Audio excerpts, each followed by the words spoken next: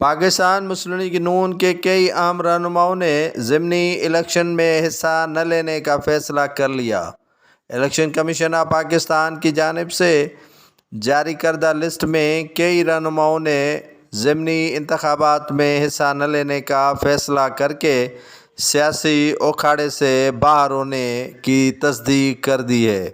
مسلم league نون کے کئی اہم رہنما، جن میں مسلم لیگ نون پنجاب کے صدر رانا ثناء اللہ، سابق MNA جاوید لطیف، رانا مشعود اور سابق وفاقی وزیر خواجہ سعد رفیق نے الیکشن میں ضمنی انتخابات کے حوالے سے حصہ نہ لینے کا فیصلہ کر لیا ہے۔ بڑے پہلوان اب ضمنی الیکشن سے ڈر کے بھاگ رہے ہیں کہ انہیں کہیں دوبارہ شکست نہ ہو جائے۔ 5 حلقے ہیں لاہور کے جن میں پرانے رہنماؤں نے حصہ نہ لینے کا فیصلہ کر لیا ہے۔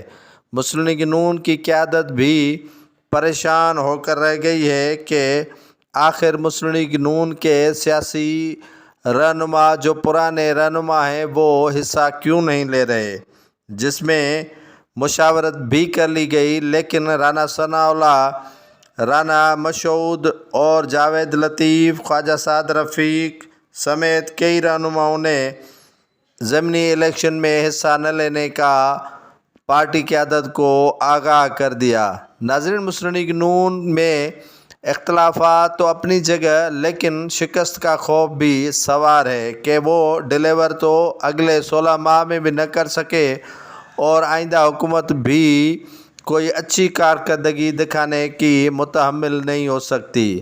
اس سیاسی اکھاڑ پچھاڑ میں کئی رہنما اب بھاگنے کی تیاری کر رہے ہیں کہ وہ ضمنی الیکشن میں حصہ نہیں لیں گے۔ لاہور کے 5 حلقے ہیں جہاں پر ضمنی الیکشن ہونا ہے، جس کی الیکشن کمیشن آف پاکستان نے لسٹ بھی آویزاں کر دی ہے۔